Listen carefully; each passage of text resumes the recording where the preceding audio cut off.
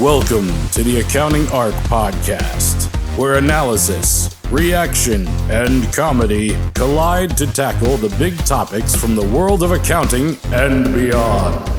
Join our trio of transformation agents as they discuss the hottest topics in and out of the profession, from breaking down industry trends, to reacting to everyday events, to uncovering the hidden humor in numbers. With wisdom, insight, and a dash of levity, they're proving that accounting isn't just about the numbers. It's about life. Because after all, accounting is in everything. The Accounting Arc Podcast starts now.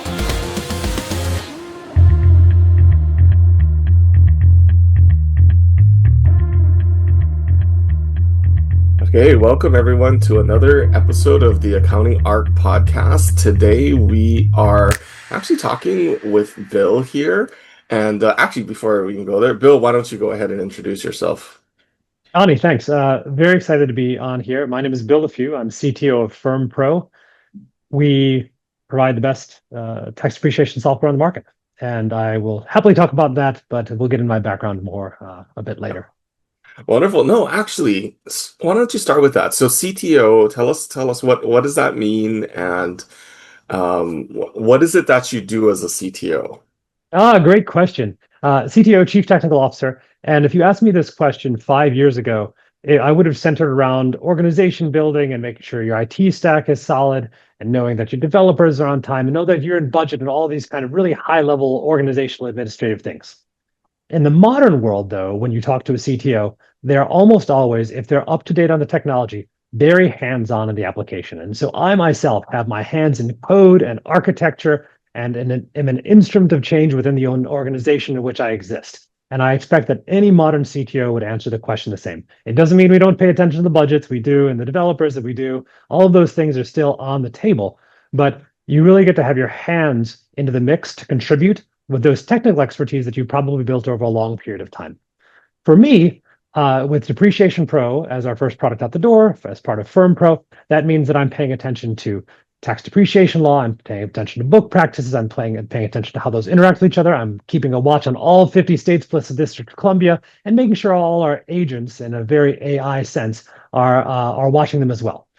Beyond that, how the organization works, a modern organization should be using a bunch of agentic things, which it is my job to make sure are within budget, within target, and doing the things that we expect them to do. So those are a bunch of hats that a CTO in the modern times tends to wear, and I'm happy to be wearing those today. So it's so interesting to hear you use the word budget so much. When I'm like, usually when people think of a startup, they think like, well, there's tons of money flowing in, right? It's coming in from VCs or PEs and all this stuff. But you mentioned budget like 2 or 3 times. How does that come into? And then you also mentioned like tax law, depreciation, all this stuff. So do you also have an accounting background? Great question. No, I don't have an accounting background. My background is as follows. I went to Northwestern undergraduate, do graduate school, have a Ph.D. in applied mathematics. My first job was with NASA Langley, and my first startup was as an undergraduate. I've been doing startups and technical work since then. My specialty in applied mathematics was modeling. And the way in which a mathematical modeler views the world and problems is not as in a vacuum. You always need something to model, something to interact with. And so when machine learning and data science and now AI started moving to the fore and how people challenged problems, that same sort of problem approach, that same sort of mindset has proven to be useful. For me, I'm incredibly curious about how different professions and industries meet the challenges of their industries. And so that technical mindset bringing to different industries has always fascinated me. I found accounting as my industry of choice for the recent years, as I was a very, very early adopter of AI. I found OpenAI before they did ChatGPT, when they had a website that looked like it was out of the early 2000s, and their hawking of wares had a question that said, "Give me the name of a superhero horse," as that was meant to demonstrate the multi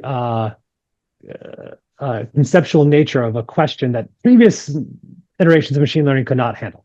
And I saw this and I was like, oh, well, this is going to change the world, because you have a very reasonable answer. It allows us to take disparate concepts, bring it in and work with me exactly as I would work with, let's say, a mildly skilled intern. Of course, that was the worst AI we ever had to deal with then, and it's gotten much, much better. And so I started looking around for professions where I felt they were ready to make a technological leap. Maybe they hadn't, for whatever reason, invested in new modernized software or modernized data backends or the sorts of things that you would expect in that meet the expertise that the profession normally brings. I chatted with a bunch of people that did like HVAC company work because their software is not so great, and they, your mom and pop HVAC company is never going to have a bunch of data engineers working over their data. But for instance, they have a stack of reports as high as the building about their site visits. So like the data are there. But when I found accounting and in particular tax, what showed me, I found an industry, a profession that was full of passionate individuals who really, really care about their work and their clients. And mostly they kind of want to spend more time with their clients. And they felt like they were shackled by the software that they had in hand. And so that felt to me like a place where the skills that I had built over time could contribute in a really meaningful way. And nothing that's happened in the last several years has disabused me of that notion. Wow. So how that like to me that kind of breaks a bunch of the kind of stereotypes of accountants because ev- everyone says like accountants are like maybe not fully anti-technology, but they're not good adopters of technology. They tend to be laggards. They're just focused on just doing the work. But it sounds like you had a different experience. So tell us a little more about that. Why how are you seeing this? Because especially tax is usually, it's even in my experience and working with a lot of accountants, tax is usually one of the later adopters of tech. But it sounds like you've had a different experience. Why do you think that is, or what is the underlying reason for that? Yeah, that's a really fair question. And I suspect that the reason that folks in the profession would resist adopting new technologies is really that's not their core interest. They're not necessarily in the profession to adopt technologies. This isn't, I'm not going to Google who wants to know what's the newest, coolest thing and then like roll with it. These folks, again, seem to at core want to serve their clients and interact with them more. And so that means to me, like, they don't even really want to pay attention necessarily to the technology. That should be a method of the madness to get their work done as efficiently as possible. There is absolutely a culture shift because there's many times a cost to bringing new technologies in, um, but I think that's changing as well. I mean, if one of the things that we're doing at FirmPro is we are happy to sell to the biggest firm on the planet, they just want to buy one seat to test the thing out. I don't have to do a full deploy. The model for adoption should change. The amount of hours that we have spent on how to bring your data in and how to bring your data out are probably double the amount of hours that we've spent on the core awesome modern software utility because removing that friction is, I think, the key point to enabling the members of the profession to get back to the work, to get back to their clients. And that's what modern software should do. And so the way in which I think modern tech firms are coming into this industry, I hope, is with that lens, with this idea that we don't actually necessarily want you to spend a lot of time on our software. We want you to spend as much time as you need to do your work and then get right back to your clients. I love that. I love that. And of course, I kind of see that because that's one of the things that I've pushed back on a lot of vendors on. Is like because they're like, these accountants, they're such slaggers. They don't want to dock, and I keep going. No, actually, your solution is not fully baked yet because while yes, it's technically great and it does a lot of great things, you haven't thought about all the change management. You haven't thought about how it impacts the broader picture of work that the accountant has to do. So I love that you're talking about how am I getting data in, getting data out, especially with a solution like yours where it's fixed assets, which I know when we were talking, I had said I love that you're working in fixed assets because we have not seen a new fixed asset solution come out in so long, and especially one that realizes that it's part of an entire ecosystem of work that we're doing as accountants. That's exactly right. So I think I am kind of curious if a student today was interested in kind of following your career path, because a lot of them hear about, oh, I should go and um, I should learn to work with AI. I can now go And I'm going to throw this out, and you can actually address this if you want, or I can go and I can vibe code some app, and I can start selling it to some people, and I can start my own company. Is that realistic, or what is your advice to someone that wants to end up doing what you do, which is create real solutions? Yeah, I think the principal thing that I would tell any student is to focus on learning to think in all the ways in which one can approach problems. That if I'm talking to a high school student, it's about the way in which you think in an English class, an English lit class, is different than how you think in a math class, and is different how you think in a science class. Really immerse yourself in that thought. The data and the methods and all of that, that's very interesting, but think about why those approaches happen. And then when you get to the place where you're thinking about software or artificial intelligence, you're going to be able to bring that myriad thought process to bear and get really rich results from it. AI, I said, is much like an intern was back in the day. It's better than that now in a bunch of ways, but we humans still have to guide it. We have to provide the harness, the scaffolding. We have to understand what good looks like. And to do that, we have to know how to think very, very, very well and build on that.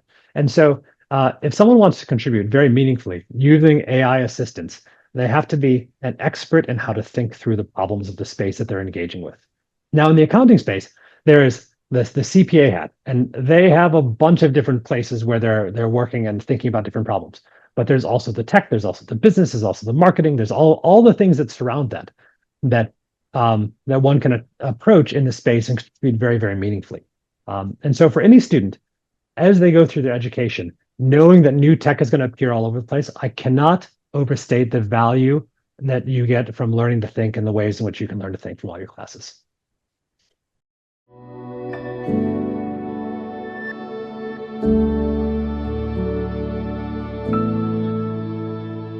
I think in accounting that we too often forget that we have to put our own mask on first, like in an airplane, right? Put our own mask on first before we help others. And our whole thing is, oh, there's clients, I got to help the clients, I got to do all this stuff. And we're giving so much of ourselves that we're not taking that time to take care of ourselves. It's part of the reason why at the center, we created this whole personal resilience program, which is really, for you to be that strong rock and foundation for the clients, you need to be solid yourself first. So it really is a matter of taking care of ourselves, and then we can take care of others. In fact, we can take care of more others the stronger that we are as a foundation. And that's also why a lot of what we do is based in teams, because then even if you're faltering, some of the teammates can jump in to cover or to allow you the time to rest so that you can rest, but we're still holding everybody up. So that's why I think working together in a team is so important, as well as taking care of yourself.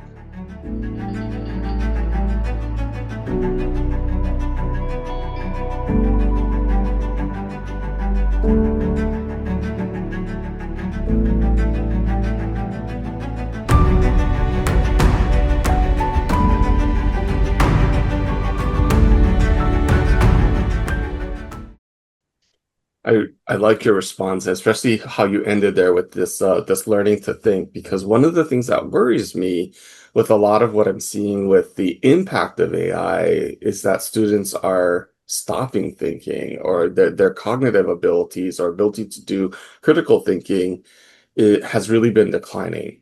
And that's I think scary, because as you've indicated, especially as a CPA, I mean, the main thing I'm doing, I feel like, is problem solving for my clients.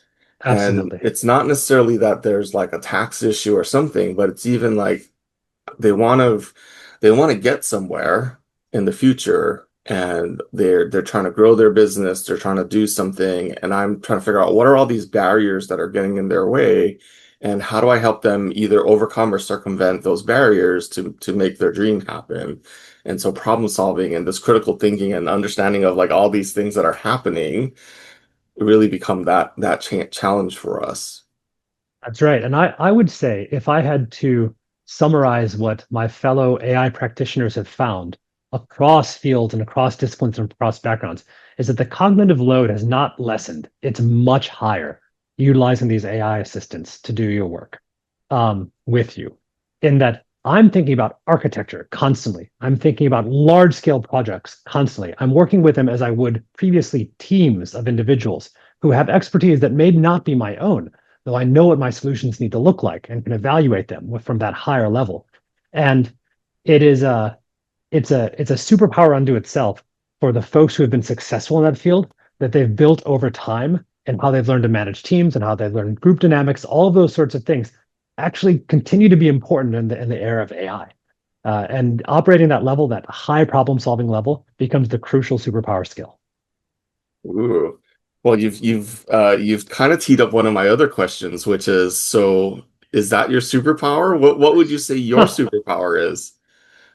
I I have one that I hope, and then ones that probably are. I hope that my superpower is that I'm an amplifier, which is to say that I allow individuals and teams around me to be their best. I would not be so bold as to say that I bring out their best, but I enable it in the ways in which we structure our teams, in which we structure our work, we structure our goals, and that we have fun doing serious things. Um, but individually, I think from my applied math background, from the modeling, from the myriad of industries that I've worked in over time, I have what might appear to be really great lateral thinking and mirror problem analysis. And so when I say mirror problems, it is the idea that different sort of structural problems in different fields exist and have been solved. But in one profession, they may not, for very good reason, be aware of them in another profession. I'll give you an example. We were doing a biochemistry experiment, and we were looking at it on a monitor, and we saw all of these weird lines manifesting in this measurement. But I had one of my first startups out of graduate school was in optical films, and so I became very familiar with this phenomenon of moire, which are macroscopic line phenomenons on optical things that come from microscopic behaviors. They're very different fields, but I knew exactly what was happening, why it was happening, and how to mitigate it because I had this kind of broad-based knowledge of problem solving. And so that's something that I try to carry with me. But the superpower I hope I have is an amplifier. Well, I like both of those powers. The latter one actually, I think, parallels one that I've said about myself, which is that ability to see the patterns in the world, kind of like Doctor Strange manipulating kind of the multiverse, and you just see these things that just happen, what appears to be in different universes, but you're like, hey, this looks really similar to this, and the context is a little different, but I think I can apply that and work that magic to then kind of make something happen. And it does feel like magic to be able to relate those things. And we humans are very good at solving problems in general. And it is often surprising if someone somewhere hasn't solved a structurally similar problem to what is in front of us. Well, we've talked about these superheroes. What do you think makes a real life superhero? Well, um, I I hope what makes a real life superhero is someone who's doing something because they're helping the people on the other end more than they're pushing forward the almighty dollar. Which, I mean, if you ask me what my vulnerability is, I've been in startups basically my entire career, but my bent has always been to to prioritize the people, the customer, the client, internal and external, over the almighty dollar, which is not always, strictly speaking, the mission of startups and their investors and all of that sort of thing. But I hope that's what it is. That's what makes a real life superhero. Someone who's prioritized that. And again, why I found such a wonderful home in the accounting profession, and that this is exactly the reason for being for the folks that work so hard here, is they are looking to service their clients. They are guides and guardians to this the economy and the world. Like it's they are very altruistic in this sort of thing, and they make a good living doing it. Very well said. And on behalf of our profession, I will definitely thank you, because I don't think a lot of people see that in what we do until you actually work with us. Uh, you've already mentioned your vulnerability. So when have you felt like you've been a superhero? When have you actually saved the day for a client? And could you perhaps share an example? That's a good question. I never do it alone. I'm not a solo superhero. I'm a team up guy. So me and my Avengers or super friends or whatever will happily go out and do things. And so what I'll think back to is an internal challenge where we were as an organization struggling with how we were connecting data from one place to another, and in particular how it was rendering on an end. We had aspiration of what we wanted to do, but it just wasn't connecting. And what saved the day was the culture that we had built allowed us to postulate really disparate innovations and see how they went. So we had gone down this track for a couple months, which in the era of AI is years of like build time. But the culture that we built suggested that the cost of burning down something is often worth it if you're going to get a goal. And so I took one weekend and worked on a front-end bit of architecture. And I'm not a front-end engineer, but my AI friends and I can make a pretty decent simulacrum of one. And so we came out of the weekend with at least a straw-ish man that I could bring back to the broader Super Friends team and say, hey, tell me how dumb an idea this is, because I've really been trying to figure out the core problem that we're working with. And the culture that we had built enabled us to say, okay, that idea, we're going to improve on it. We're going to take 3 days and see how far it gets us. And 2 weeks later, we were exactly where we wanted to be after having been 3 months of work. And so that was a save the day moment for what we were trying to do internally, which was going to provide downstream value to our clients, profession, and all of that. But it was built on the culture of the organization. It wasn't because anyone was particularly clever, though there was cleverness abound in how we solved it, or brilliant. There was brilliance in how the team worked through it. But it was the sort of culture that we built and what it meant for us to be successful together. What a great example. And I really love all the way from the beginning, you talked about the importance of the team and even your own role as a CTO, which most people, and I agree with you, most CTOs are like, I'm about the technology and the architecture and the wonderful magic that we're going to do with this coding and with this solution. And they're so focused on that they often forget about the people aspect. And I love that you kept all throughout our discussion bringing this people aspect back in and the importance of it. If people want to get in touch with you, what is the best way to contact you? Well, you can always reach me at bill@firmpro.ai. You can reach me on LinkedIn. I will happily respond to comments. And if you can't find me any other way, Donny has my phone number and he can share it to anyone he trusts enough to share it with. Well, wonderful, wonderful. I really appreciate you being on the podcast today and especially sharing how the accounting profession is not just about accountants. And there's really people like you that I love working with and love talking with to really look at this broader perspective of how we as a profession really serve the world and help improve the world as a whole. So thank you very much for being on the contact with me today. Pleasure's all mine. Thanks, Donny.